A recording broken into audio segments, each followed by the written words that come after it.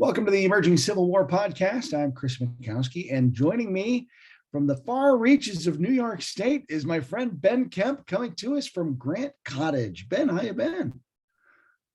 Thanks for having me, Chris. Doing really well. We're gearing up for the bicentennial season. Of course, we're already in the bicentennial year, but we are kind of every springtime we're closed for the winter at Grant Cottage. So every springtime we're always cleaning up the site and dusting everything off and getting everything reset for the season and also, usually trying to put in a few new features every year.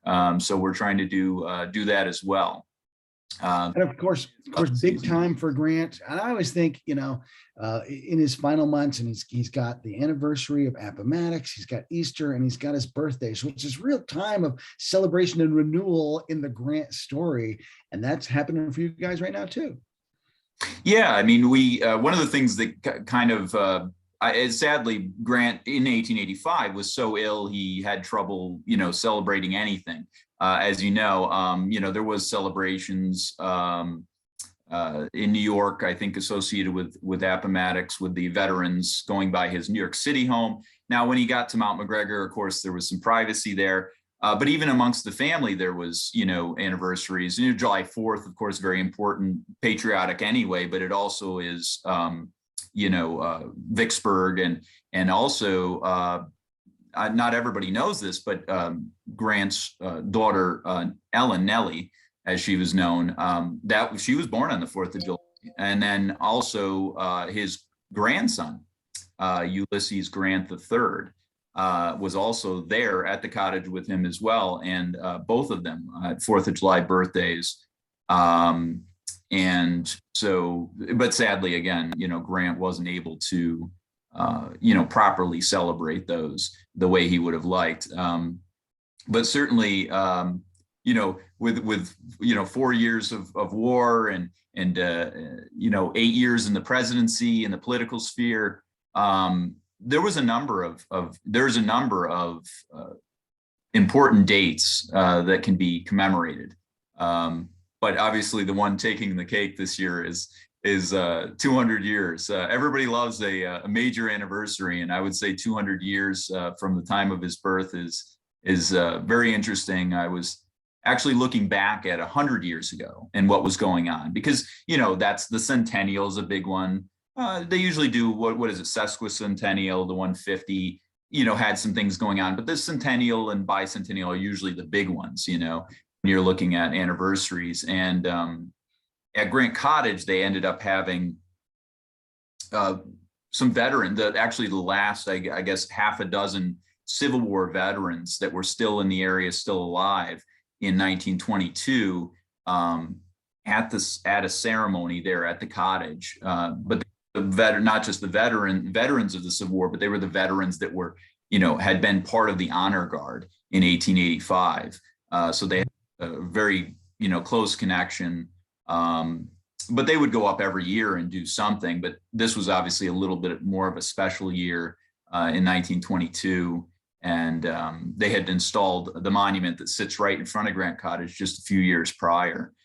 And the Sons of Union veterans and the veterans themselves. And so, but that's always been a very important aspect of what we do at Grant Cottage, is not just remembering Grant's literary accomplishment, not just his time with his family, but also that he's a veteran and that he represented and he, had a close relationship with so many veterans after the war. And, so I believe it is a very appropriate place to honor veterans. And we try to do that every year in our programming and what we do there. And so we will be having an event on maybe not as large as some of the Grant-related historic sites, but we will be having an event coming up on Wednesday, the 27th of April. And it will be, we are incorporating the veteran theme in that, General Grant tribute, because we feel like, the birthday is going to be celebrated throughout our year, but this is a chance for us to, specifically commemorate him, him and his military career, as well as veterans in general.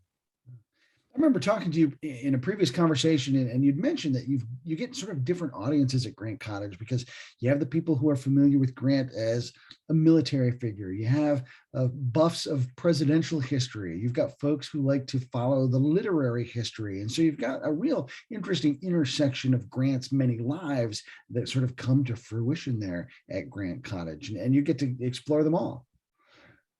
Yeah, and I think Ron Chernow's biography and Ron White's on Grant, those relatively recent biographies actually open the door even further. So we end up having people that connect with the family story, Grant as a individual outside of his military and political careers. So we have quite a few people that say, I just loved the story in Chernow's, biography. I love the whole story. So they don't they don't say I'm a Civil War buff, I'm a presidential, I have to go to every presidential site type of person. We're getting a lot more people that are just genuinely interested in his story.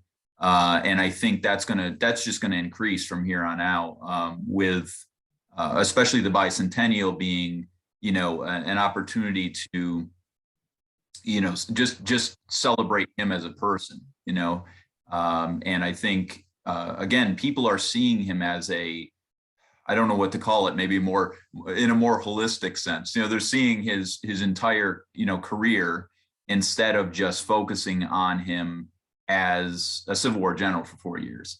I think they're really starting to grasp that the man had a pretty amazing 63-year life, somewhat ordinary in his early years, although he was a really good horseman. But then obviously, West Point and Mexican War and, time on the West Coast and military posts. But he was able to experience some pretty amazing things throughout his life, whether it be his, again, obviously just the military experiences are one thing, but then you have the presidency. And on top of that, you have this incredible world tour, which really wasn't available to just anyone. I mean, you had to be pretty wealthy or well-known to be able to travel like that. And so, people sometimes say, what would have been your time that you would have wanted to meet General Grant? And, I think a lot of people for different reasons would have said, oh, I'd want to meet him on the battlefield after this battle or this or that. For me, I'd like to just meet him later in his life, sitting on the porch of at his Long Branch, New Jersey cottage, looking at his grandkids playing in the lawn, and just kind of just giving out these incredible stories of his life, because he was really a good storyteller. He was very shy when you first met him, but he, could really tell stories and really make you feel like you were there, just like he does in his memoirs, make you feel like you're standing with him as he's directing armies during the Civil War. So, I would have been okay meeting him at Grant Cottage, but I would have felt really bad, because again, a lot of people didn't approach him because of how ill he was, and frail, and they didn't want to tax him, and I can understand that. So I would have liked to, maybe a year or two beforehand, out with him at Long Branch, when he was in the, kind of his what were his golden years, I guess. Yeah, he had that reputation for being quiet, but I remember, Robert Underwood Johnson, when he first met him, he said, like, Grant was positively loquacious. Like, once you got him to open up, he really opened up. I would, if I kind of going on what you're saying there, if I had my chance to choose when I would have a conversation with Grant, I think I would do it on the world tour, because like he's just in absolute great spirits, having a fantastic time, seeing all this stuff, all this new stuff. Imagine, hearing his firsthand accounts of reacting to all that as he's experiencing it. I think that would be a great time to talk with him.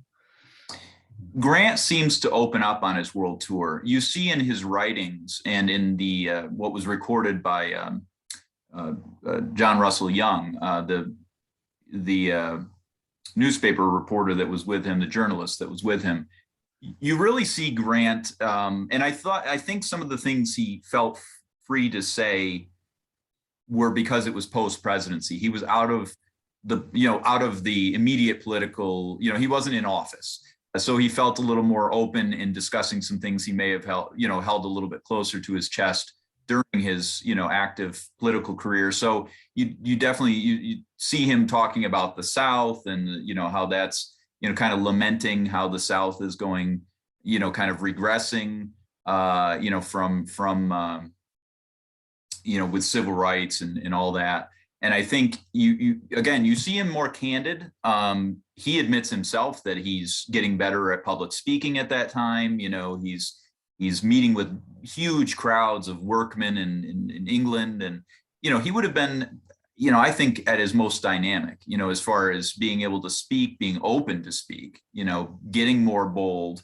It's almost like immersive therapy, I think. He didn't like crowds. He didn't like, adoration and all this. He just couldn't process it. It's not like that he hated it. It was just, he was a very shy, humble man, and it just didn't work with him. It just, and so I think at that point he was kind of throwing off some of that and just kind of going with the flow. And you see it in his banter back and forth in some of these, high class dinners in England, where he's kind of, throwing jokes back and forth in England and also Ireland and different places. So, he feels a little bit more free, I think. And, I agree. I think, that would have been a great time to catch up with him and, when he's kind of at his loosest, when sharing that. But yeah, that's a common, and people even during, contemporaries of him really, misunderstood that about him. They thought, well, if he's reticent and he's quiet and reserved, then that's how he always is. But they didn't realize that he actually had the ability and actually did frequently, in private company, tell great stories and engaging stories. And he was able to speak well and engage his audience. Why would Mark Twain hang out with him? I mean, the guy couldn't tell a story. You know what I mean? It's like, Mark Twain had some stars in his eyes. It was a celebrity crush, but at the same time, there was still, he still would have gotten bored with the man if he couldn't, have a good conversation with him. So obviously Grant was a good conversationalist because, Twain, I'm sure Twain wanted to be, entertained a bit, the man, he was an entertainer. Entertainers always want to get entertained by someone else if they can, kind of take the night off a little bit and let somebody else tell them some stories. So it seems like that was what drew, Mark Twain to Grant was, Grant being able, he obviously appreciated him for his legacy, for what he had done for the nation, no question. But, he also seemed to really, really was drawn to his ability to tell the stories, and you think of Mark Twain and he just, he's, an amazing storyteller. So maybe some of Mark Twain rubbed off on Grant too, maybe some of that rubbed off on him. I don't know if there's evidence that Grant, what Grant read of Twain's material. There's something to look into, see if there's evidence of that. Was he thumbing through Huckleberry Finn in that last year? Who knows? He's probably too busy, to be honest. But yeah, it's just interesting that you're looking at a brand new babe of an author, basically. Not that he hadn't written things before in Grant, and then he's associating with this, really. Burgeoning, you could say almost at the peak of his career with Twain. He's just hitting his stride with Huckleberry Finn, and so it is an interesting dynamic for sure. Yeah. So we're on the eve of the bicentennial, and as we're kind of thinking about Grant, and you work at the site where Grant died. We're about to celebrate his birth. You spent a lot of time with the Grant story at periods of his life, or any period of his life that's a very personal, intimate period. And I know over the years, having had the pleasure and privilege of talking with you, you've really spent some intimate time with Grant and his story. So as we're getting ready to celebrate his birthday, what sort of insights can you share about just that time you spend with him, thinking about him and his story? Well, I think that's always been what drew me to the past and the stories of the past. I remember being a teenager and going to my first Civil War reenactment. And what was interesting is I had already read some books and gotten interested and seen the Ken Burns Civil War series, as many did, and the movie Glory, and the things that kind of got everybody kind of juiced up in the 1990s about the Civil War specifically. But what it really was for me was that I was meeting these individuals, and they were, living historians, reenactors, whatever you want to call them, and they were dressed in the period, but they didn't necessarily depict a particular person, Mm-hmm. And that was the interesting thing to me, and it almost made it more, more relatable, because you knew there was so many individuals back then that really couldn't write or read or write that well, that didn't really leave too much behind. Letters are gone, or they're on the census records only, and I think that always drew me in, that each one of these people, famous, not famous, doesn't matter, they had a story, and they had and they had a story worth remembering. And I think that's what drew me to Grant Cottage, is that you have this, as you said, a very intimate moment in the life of an individual, but also his family. And that drew me in, because it wasn't the, stepping up to a podium as a president. It wasn't the general on the battlefield moment. It was a moment of,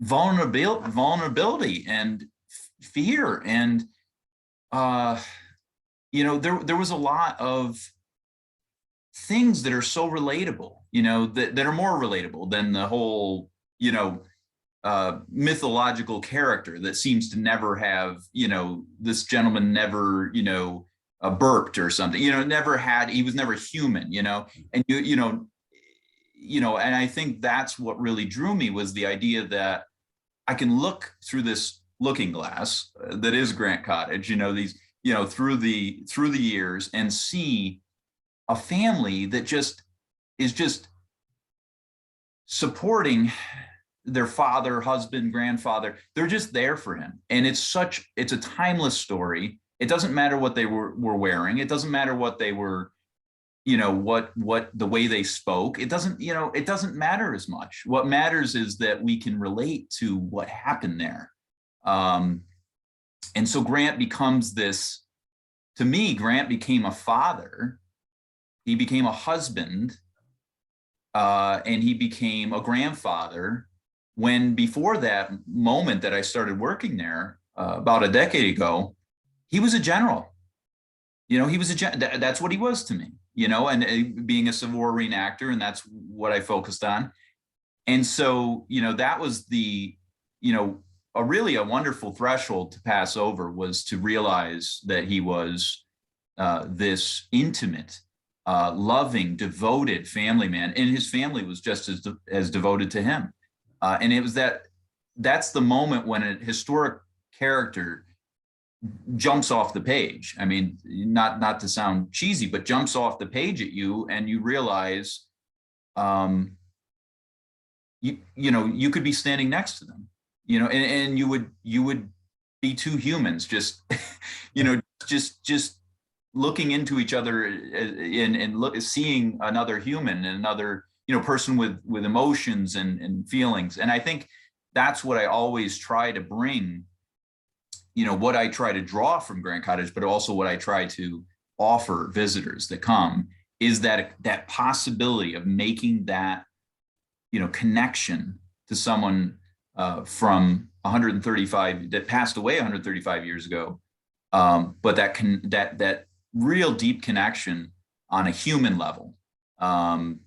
and the quote that we've used more recently that we've put on some of our exhibits now is Grant. It's by General James B. Fry, I believe it was, a contemporary of Grant's, and it said, Grant wasn't free from human frailties, but was great in spite of them.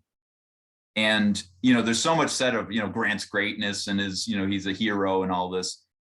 But I think that when he says he was great in spite of it, it's more of a, kind of a more relatable way of saying it, where you're not just saying it as though you're worshiping, a hero or a celebrity. You're saying that this man, his husband, this father, grandfather, this man was battling cancer, just like somebody would be today.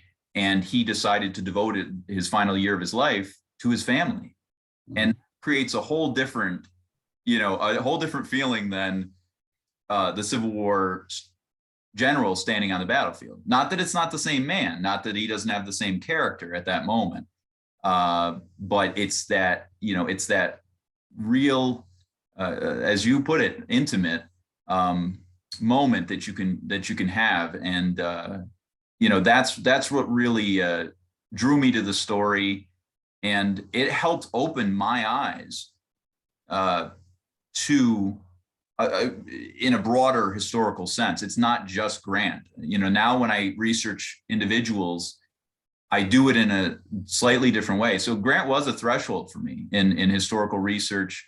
And, I was always fascinated with the life of the common soldier, their diaries, their letters. But for some reason, until I started working at Grant Cottage, I didn't have that real that full breakthrough. And I think Grant helped me do that, from the grave. His story helped me to really, to really make that deep connection, and then to be able to share that with visitors. And that, that really makes it all worthwhile, everything that we do up there. And people do have strong reactions to the story. We've people get emotional, have, sometimes tears, sometimes laughter, depending on, the situation, and individuals that have gone through cancer or had, recent passing in their family. That it's just so relatable at those moments. And, I think that's the power of history, is to connect the modern day to the past, and make that connection. So definitely has been a rewarding experience for me in that way. I really love the phrase you used. I used it twice. We said, you crossed the threshold. You went from someone who knew about Grant to really connecting with him in a significant and authentic way. And I'm trying to think like when my moment was, because, I came to him in the same way you did, where, where I'm working in the battlefields at Wilderness in Spotsylvania. And I really kind of come to Grant's story that way. And somewhere I crossed the threshold too, and like see him as a person. And when I was younger, as a teenager, I had a grandfather I was very close with. He was very sick, a lot of health problems, and I think that experience, when I translated it to look at what Grant was going through and how his family was trying to connect with him, and it was such an eye-opening realization. Like, even Grant is just like us, and I talk about that on the battlefield. Like, these are soldiers, people just like us, but like even Grant is someone who's just like us, going through those very human experiences. Well, I think that's what I don't think that's anyone's fault. I mean, that's the way history is written. The people are written as heroes. They're looked on as celebrities in history, and acquire almost a mythological status, and that makes it harder to relate with them, in my opinion. I think that's what makes it harder. So, to humanize and to, look realistically and honestly at historic figures, I think is something, again, part of this shift in the way that I research and the way that I interpret. Grant helped with that shift in what I do too, to really be focused on that when I'm researching. I want those stories. I want those stories that are relatable. That's what I'm looking for. I'm not just looking to repeat the accomplishments or they're all important. I mean, they're all part of the story, but I love the personal stories, the lesser known stories, because in those you can tease out this really, an intimate portrait. You can tease out. And so, I wouldn't blame you or anyone else. And me growing up, with reenacting and Civil War books and everything, because Grant is this hero general. He's an untouchable. And you just get this, you get this thing in your head and this image of him, this, perspective of him. And then, eventually, if you're lucky, you have a moment like we do where we say, oh my goodness, you're staring at this individual and you're realizing, this was just like this person in my family, or this was just like a situation that happened to me. And then the years melt away, and then you can really start to see this person as an individual, and the people in their lives. You can really see and that's another thing that's really been important to me, is to really start to weave in the family members. Grant's, Julia, his wife, and his children and his grandchildren, because it was such a healthy family unit, such a supportive and loving family unit. They were very, very intimate. They wrote many letters to each other. So you really have this wonderful record that doesn't always get, doesn't get a deep dive necessarily in all the biographies. There isn't much room when you're done with the Civil War and the presidency and everything.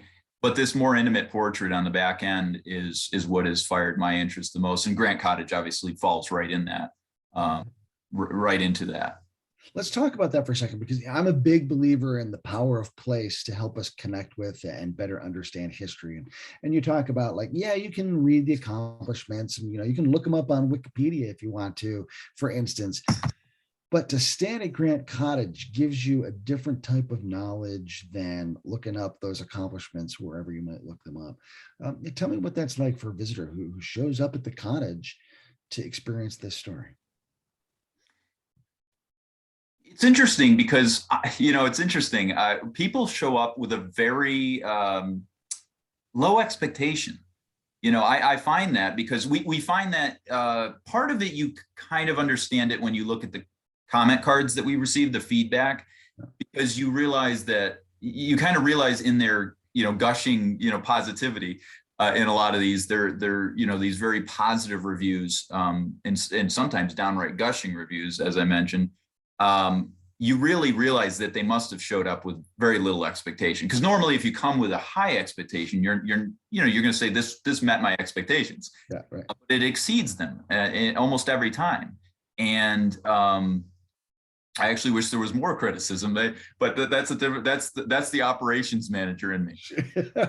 We're always trying to improve. But so people show up and they don't necessarily know what to expect. We're not as well known of a site. Some people just float in. There's a number of people that we definitely are having more people come in that are, prepared. They've gone to the website, they've looked at a little bit. And I was just talking to gentleman that is associated with Grant's birthplace in Point Pleasant, Ohio, and operating that site. And, he said that this, kind of resurgence, especially in the last 20 years, but especially in the last 10, of these new biographies and the Grant documentary on the History Channel, this has fired, not only fired interest in Grant, but it's actually improved, disseminated, improved the general knowledge of Grant. It was very, I remember earlier in my years at Grant Cottage, it was people were coming up with the, the cigar chomping, whiskey drinking, tough guy general that was kind of a lousy president. They would come up with that kind of, that's what was in the public mindset, that Grant had become that caricature. And they would come and it was fine, because they would actually have a much better perspective of the man when they left. Right. But now we're actually seeing people come through that actually kind of have already have a little bit of a base of knowledge and respect for him and what he did, but they're still eager to learn more. And so people, get a really unique experience at Grant Cottage, and that's what we really want to offer, is that experience. And this is how I train the volunteers there, the tour guides, to first and foremost tell a story. tell a story of a man and his family. Don't necessarily, we're not necessarily there to tell the story of a Civil War general, of a two-term president. We're there to tell a specific story, and it's a very humanizing story. And so I think on the back end, the comments that I received from visitors and the reactions they have during the tour show me that they are in some way, maybe not as deep as I have, but they are crossing that threshold. They are seeing a man that they've only kind of known as this, kind of historical figure. They're seeing him as a human and as a father, and as and once someone's humanized in your mind, you just make that that connection there, because it's human to human. Yeah. And I think that's the connection that really leaves people, that's what leaves people wanting to come back. I mean, we get people that say, they just didn't have the expectation. It was a small house. They didn't even know if we did tours, some of them. And then they're just blown away by the end of their tour at how intimate the story. And it's about a half an hour through the house. I mean, it's not an incredibly long tour. It's not a very, large space. There's not a million artifacts, but the things are so personal and so authentic, and they tell such a strong story. Medical equipment, funeral flowers, a deathbed. These things are just so evocative of the moment, of the moments passed in those 6 weeks in 1885. And I think that's where people really get drawn in, and then it sticks with them. It sticks with them. We get people years later, that will still talk about it to their friends, and they'll. I was just contacted by the Long Branch Library and Historical Society about something they're doing for the 27th. And they had an individual that was involved in their historical society. Sadly, she passed this week. But the interesting thing was that she had remembered a visit from years past to the cottage. And still, it was still so strong in her memory. And it was such a moving experience when she went there. And I think that's what makes it worthwhile to be there, and to, the challenges of being an operations manager or whatnot. Those challenges are all worthwhile when people are having this meaningful experience, discovering a major historical figure in a new way. So that's what really, I think that's the charm of, if you could call it charm, of Grant Cottage. Yeah. Well, I mean, it's such a powerful experience to stand there, right next to the bed that he passed away in, or to sit in the spot where he sat every day to do his writing, and you can connect in such powerful and personal ways. I think it's really incredible. Before I forget, so if people want to explore Grant Cottage, what's the best way for them to do that? Yeah, we've got some. We're open seasonally from May through October for guided tours. Best thing to do to see what's going on, whether it be programming or to purchase a ticket to take a guided tour, you're going to want to do that at our website, grantcottage.org. So you can find all the good stuff there. We've got previous programming that's been recorded and available through our website as well, through YouTube. We're on social media, of course, Facebook and Instagram and Twitter and all those good outlets. We've got some special stuff going on this year for the Bicentennial. We have a family-friendly event on June 18th. That's going to be a true birthday party. So we're going to have, face painting and a magician, and we just want families to come and just enjoy themselves for the day. So we're having a Grant birthday party. That's going to be June 18th, Saturday, June 18th. We'll have some people in period dress and food and activities and children's games. So this is a really family oriented for all ages event we're having. Again, just keeping it lighthearted, something really a family thing. And then in October, October 16th, we are having a Bicentennial Gala. So this is going to be a fundraising gala for us. We haven't had one of those in a few years.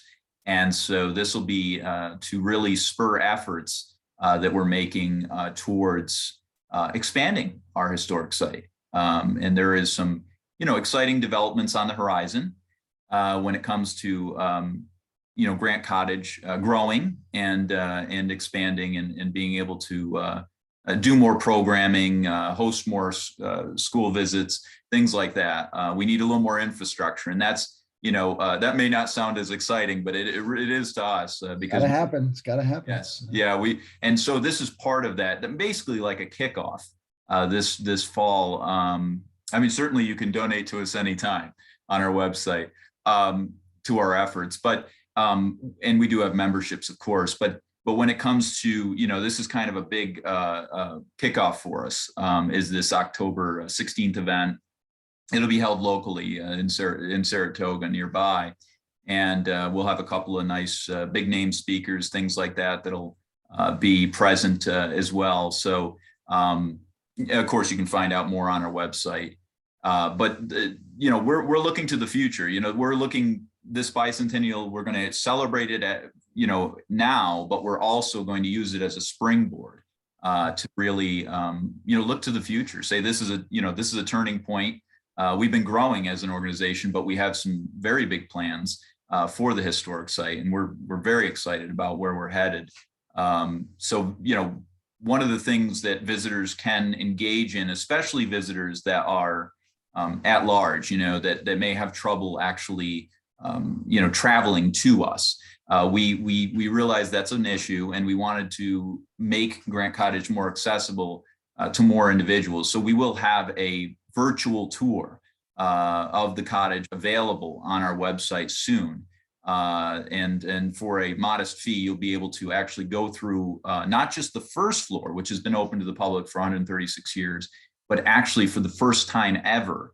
And we don't even have this open to guests for various reasons. The second floor, you'll actually be able to see some of the spaces that the Grant family lived in while they were there, the other Grant family members, and some of the original furniture and some period pieces to really give, to evoke that earlier period, as well as the period when the caretakers lived there to care for the cottage. So that's an exciting new thing we're doing this year. That'll be available on our website, and again, for a modest fee. Educators, again, can get a hold of us, and we can make that available to educators for free.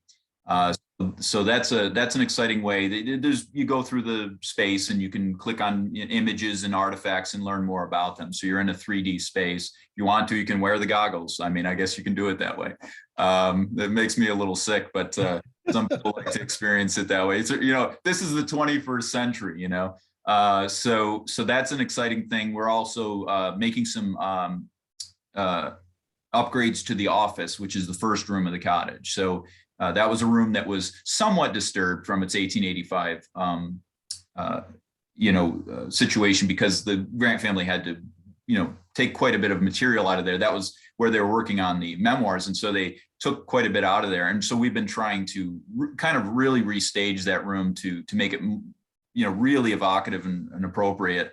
And we've brought in new artifacts just in the last couple of years. Grant's clothing is in there now. We have a full suit of clothing he wore there. We have different pieces, artifacts that have to do with his memoirs and the printing of his memoirs. And then we also, this year, the exciting new addition is a period typewriter, because we know that Mr. Noble Dawson, Grant's stenographer, did use a typewriter on the project. That was very early on in typewriters. So it's an interesting piece in its own right. And so we're excited to actually just, really kind of give people improve our interpretation there and give people even more of an evocative experience going into those spaces and just learning more. So, exciting things coming down the road, big announcements. Again, the most, I don't know when this is going to air, but the most recent, the soonest will just be in a couple of weeks. On the 27th, we'll be having a ceremony unveiling a new plaque, National Historic Landmark plaque, getting a new flag from the Sons of Union Veterans to raise on the flagpole right in front of the cottage. So we're going to have a flag ceremony there. Nice. Again, we are going to recognize the date of Grant's birthday, and we'll open 3 days later on April 30th for the season. We'll be open all year until October. So we're excited. We're That is exciting. ready for visitors. Come on in. Yeah. I'm excited. I get to make a return visit to the cottage this year too. So I've been up since the start of COVID. So I'm super excited to head up to the porch and do some talking too. So that'll be a good time. So before I wrap up, Ben, last question for you. How do you think you, as a Grant aficionado and Grant professional, how do you think you plan to celebrate the bicentennial? You know, sometimes I think you're more of a journalist than an author. You know that these hard-hitting questions. No, I you know, it's interesting because, you know, I've never been, maybe I got a little bit of Grant in me, but I've never been like a huge birthday person. Like dates and stuff and anniversaries. I understand how important they are, and they're an opportunity to celebrate things or remember things. They've never really made any sense to me, like 135 years, 37 years, 140 years. So in that respect, me personally, I mean, on a personal level, you know, I've always been interested in Grant's, you know, I've been more and more interested in Grant's story. So to me, it's another year, but I'm excited to, you know, really to, you know, engage in this bicentennial. It's happening. So it's like Grant said, well, I'm at this. He didn't really want to go to these big banquets in his world tour, but the food's here, I might as well eat. So yeah, I'm excited I'm excited for what it's going to mean for all the Grant related sites around the country. Some of them very small, some of them struggle to staff themselves. You know, so I think it's great that they'll be getting more attention.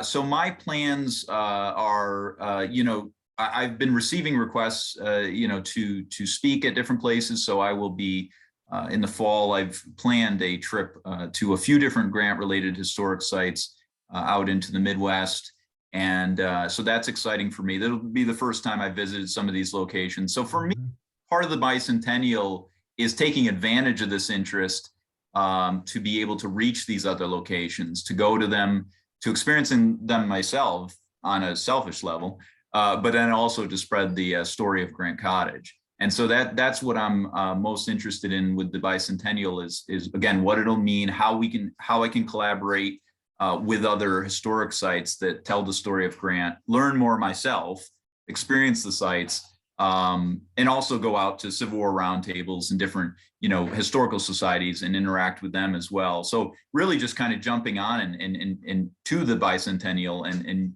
really taking advantage of the interest to be able to get, get more, get more for myself and give more to others, you know. See, I knew there would be something. So that's where the hard hitting question, because, you know, the opportunity to go visit some sites you've never seen. And, you know, I've known you long enough to know that you're always loving to learn something new and deepen your understanding of the story. So like, you know, I knew there'd be something you'd want to be getting out of the bicentennial. And that sounds like a fantastic lineup, actually. So I'm a little jealous that you get to do so much, visited to so many cool sites. So. Well, and if Grant, well, I get jealous watching you run around to all the back. So, but Grant, might be able to push some things over the one nice thing, it also might be able to push some things over the edge, things that were, kind of being in the talk, things being discussed for years. And this is an opportunity for fundraising, things like that. Grant may receive his posthumous promotion this year if everything goes well with that. We've got obviously our personal projects at the cottage, which we'd like to see move forward. But again, I really want to see other historic sites as well be able to benefit from this. And hopefully it won't be a flash in the pan. The 150th Civil War, a lot of people got into reenacting for a little bit and then it fizzled out, pretty quickly. So hopefully that's not the case here. Hopefully, and it doesn't seem like it because, when, Chernow's biography still draws people, we still get people that watch the Grant documentary. So I think these things have a little bit of staying power, and we'll, so we're, I think we're building up, and the interest is building up and up. And so I'm just happy to be riding the tide, I appreciate you, the relationship we have with emerging Civil War. It's been a tremendous relationship over the years. I know some of our individuals with our organization have gone down and taken part in your symposium, or you have like 2 of them now. Yeah. You're outgrowing yourself. So it's a wonderful relationship, and of course, as you mentioned previously, we're really happy to have you coming back. You've presented for us multiple times, and there's a reason for that. It's a privilege. I ask you back just because you're cheap, you really are a wonderful presenter, and you really engage the crowd, and we're excited to have you coming back in late August this year. As part of something new, another new thing this year, we're doing a literary landmark, speaker series, author series, that we hope will be a permanent annual establishment for our programming. So you get to be the inaugural this year. So you're on. I hope you're honored. You can break a bottle of champagne over my head and send me off. Sounds good. Ben Kemp, always a pleasure to chat with you. Anything we can do at Emerging Civil War to help you in the cottage, always feel free to call on us. So thanks so much, and happy Grant's birthday to you, my friend. Thanks, you too. Thank you so much for joining us here on the Emerging Civil War podcast. Thanks to Ben Kemp. I'm Chris Bukowski. We will see you online and on the battlefield.